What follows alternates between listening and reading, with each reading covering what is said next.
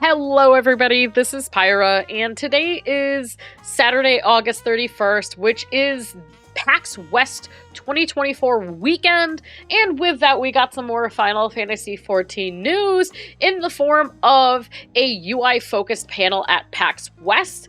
So the lead UI designer, Kei Odagiri, had this panel called Putting the U in UI, Tailoring the Final Fantasy XIV Experience. And the beginning of it started very much about kind of his experience with the game and his history kind of playing with the game for such a long time, over 12 years now, or about 12 years now, and how a lot of their focus and a lot of his focus has been more with the related system configurations and those kind of specialized aspects of UI design. They kind of gave us a little bit of his background and kind of like why they really focused on making a lot of mouse and keyboard as well as gamepad and controller compatibilities very integrated in this game, and how it really formed a lot of the base UI for the game, which was really neat. And then after that, we got into a little bit of a stats game of how many people play mouse and keyboard versus controller, which to me was very shocking right here. I didn't realize it was so kind of mixed and so much more controller in Japan. And then they also gave us similar stats, but for standard and legacy mode, which as a standard mode user, I did not realize that so many people play legacy, and I'm in the minority when it comes to this. But this was a cool little breakdown to see.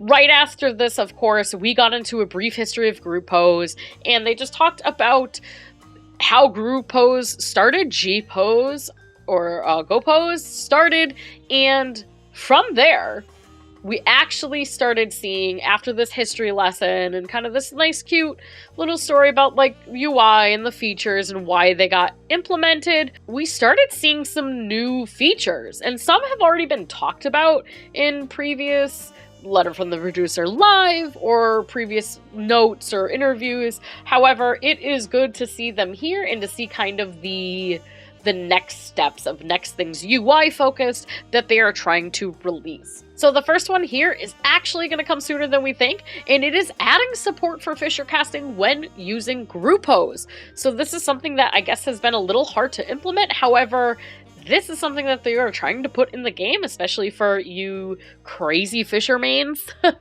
It should be coming sooner than you think, if I can fast forward this correctly.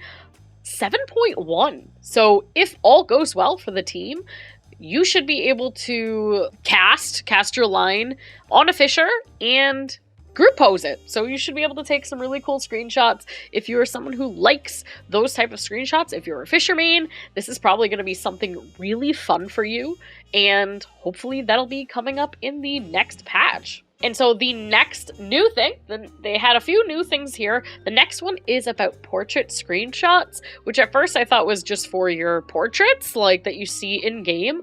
But no, they confirmed that it is this right here. Right now, if you want to take a screenshot in G-Pose in portrait mode, or portrait layout, I should say, instead of horizontal layout, you have to kind of like tilt the camera in game so that it does it like this. And I love the screenshot right here. The breakneck warrior of light just kind of like kinking his neck in order to see the monitor. That is something that I've done for many years now, but that will be no longer at some point. So they're trying to make an ability that you can look at a portrait layout screenshot looking at your monitor straight without having to like flip your monitor on its edge or break your neck in order to look at everything. And there was no date left on this, but they wanted to just let us know that that is something that they continue to work on, to continue to try to make that a reality. And of course, thank you for your patience. And so the next thing here, which I know we've kind of had hints before of seeing, but it was really good to see a development screenshot, was chat bubbles. So they're definitely still testing this, and it is not yet ready for completion. Also, no date on when this will release. However, this was really cool to see a test of how it would work. For instance, it looks like this person is a party member. Their text is coming up in blue, as you see down here and up here. This one in black, like a say chat, and you can see it right here too. And then over here looks like I don't even know what kind of chat that would be in a different color, if that would be from maybe Novice Network or Yell chat potentially. I don't know, but it is cool seeing the different colors and the different ways that they appear both on your chat here and on the bubbles here. I know that there are already ways around this. I do not use third-party mods. However, I know that there are people who do, who have used these things, and it is really good seeing that the dev team is taking back those ideas and implementing ones that they feel like are fair and something that would enhance the user's experience. And so the last big thing that they announced, again, is something that we've seen before, especially on the Road to Dawn Trail with a letter from the producer live. However, it was an updated development screenshot for the whatever you want to call it. It's called whiteboard editing here. It's also been called a raid planner or a strategy board or a strat board. I don't know what you want to call it, but this system to kind of like plan out your toolbox or whatever you want to call it for going into a raid. Very exciting.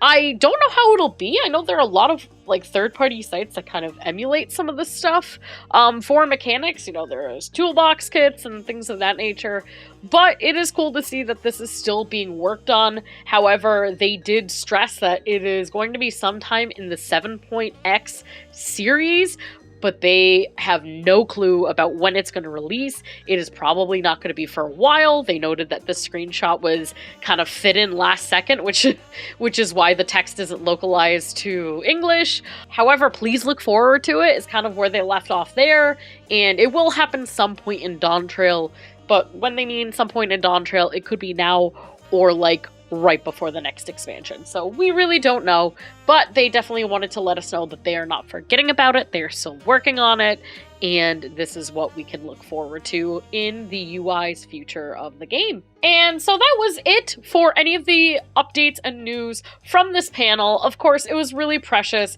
It was Kay's, I don't know if I'm pronouncing it right, Key or Kay's first time outside of Japan, first time in North America, and first time doing a North American panel. So of course he was a little nervous, and they kind of mentioned that a few times, but he did it so great, and it was a really nice panel. It was really cute in a couple parts, just seeing how excited they were to talk about the UI experience and to kind of like see the crowd's feedback, especially because this is something that they have all been working on for such a long time. So of course the ending here, I'll keep giving it my all, which I thought was super precious. I recommend, if you didn't get to go watch it, go watch it. It is fun. Not a lot of new stuff, but if you like hearing about kind of the dev side of things and also a little brief history of the game, definitely a good hour watch segment. And as far as news and updates, that is all I have for you today. Thank you so much for watching. If you are someone who likes Final Fantasy XIV, including news, updates, and more, hit that subscribe button, hit the like button. It means a lot to me and my channel. I give you all the news and updates as it's current, and as well, I stream live at least 5 times a week on Twitch and YouTube.